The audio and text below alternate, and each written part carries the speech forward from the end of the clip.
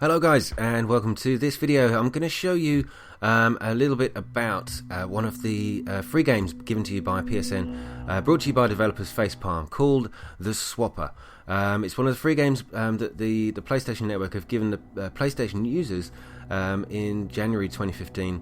Download this now and you can play it whenever you like for the duration of your account, and I thoroughly recommend you do so. It is an awesome game. It's really nice to play.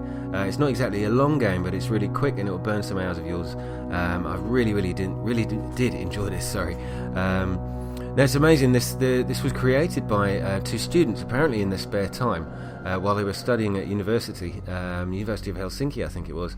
It was originally a PC game. They developed it purely for Windows, but it's been ported to the PlayStation in August last year, so 2014. And I think there's a Nintendo Wii version coming out for it soon. I'm not exactly sure of the date yet, but if you know, put it down in the comments below.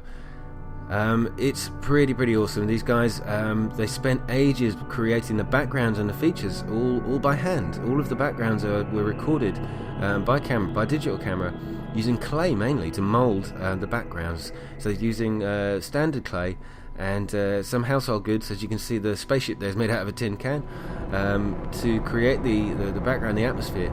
But one of the best things about this game, one of the things I think they've done so beautifully, is use the lighting to such great effect. They really have put some atmosphere into the game using lighting. The lighting is one of the underrated tools of any medium, film or art or anything like that. And these guys have really got a very good grip on it, and I thoroughly commend them for what they've done here. The gameplay itself, well done guys. Credit to you, hats off to you, and please support them. Download this and just get their name around. They're going to be big. So here we go. So basic controls: X to jump, hold X to jump even higher. As you move around, left and right as normal using your analog stick, and use the right stick to look around. With your your head torch at this point. But you'll get something else in a minute which you can use to look around. I'll show you in a second.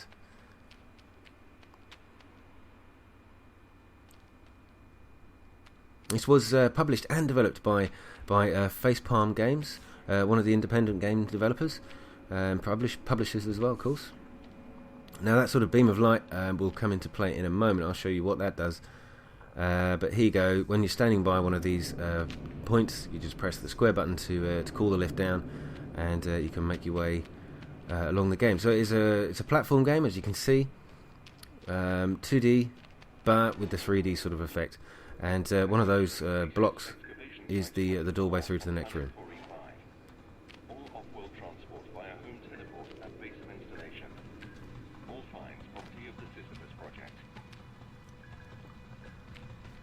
Okay, so if you don't look the other way, you'll end up doing this sort of moonwalk, quite literally moonwalk backwards.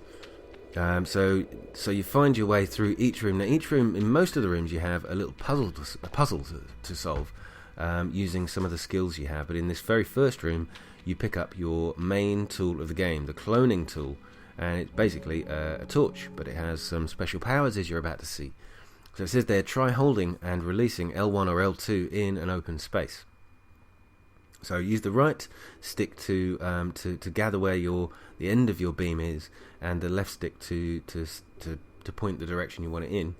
And what it will do when you release the button is it will create a clone of yourself. Now it's a little bit weird. This clone does exactly what you do, and I dropped another guy almost exactly in the same spot, but they will follow your movement entirely, including jumping. If there's any of the objects in the background, or any of the objects in the foreground that you bump into. Now I thought I could put a guy up there, but that isn't actually part of the foreground there. Now when you walk into your clones, or they die, you will regain them. Now you only get 4 clones per use, but here you see one of the puzzles you've got to solve is there's a switch I've just stepped on the ground, and using the clone I've been able to get him to step on the switch that's released the door to allow me into the next room. Now here we go, this one. I was a little bit puzzled at first what the hell I had to do, but I realised there's 4 steps and you've got 4 clones. So you have to drop 1 clone onto each of the steps, and as you can see at the bottom, it's opening each of those stone doorways to allow me through to the next level. Now you remember I mentioned that beam of light? Well, when you walk through it, It effectively sort of not just kills the clones, but it puts them back into your clone tool, and you're able to use them again. So every time you come across one of these little security points, it's showing you it's a memory point which will replay some of the memories of the people who were here. Now this place used to be populated, right? There's absolutely no one here now, but you find out why later in the story, and it's pretty mysterious. Heavily influenced by Space Odyssey 2001, I think. It involves in rocks of some kind, some intelligent rocks. I won't tell you too much about them, these mysterious things. They've been called the Watchers by the people who used to occupy this station, and there's none of these Watchers around now, so obviously something bad happens. I won't tell you what.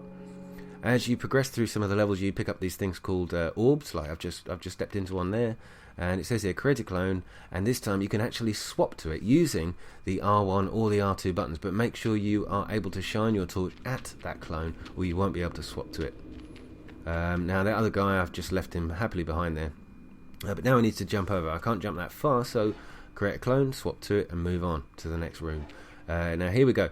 Blue light. Clones cannot be created inside the blue light, so I have to create a clone on that point, turn that blue light off, and I'm able to create a clone up the top there, and very quickly be able to move through to the next room. I could swap to that one. I didn't have to swap to that one. I could have walked through, but as you can see, you'll work out each room as it goes, and each room has got its own little way of solving it. Now red light's another one. It blocks the ability to swap to one of your other clones that you've created. Later on in the game you'll find there's purple light. Now purple will block both the ability to swap to your clone and also the ability to create a clone, so making it get much harder as it goes through, obviously.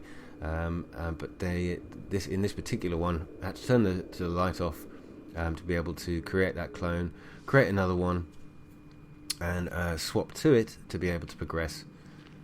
Most of these you can do with one or two clones, but you'll end up needing to use all four in some of them. Some very fast paced. As it gets harder, you'll need to be quick on the buttons.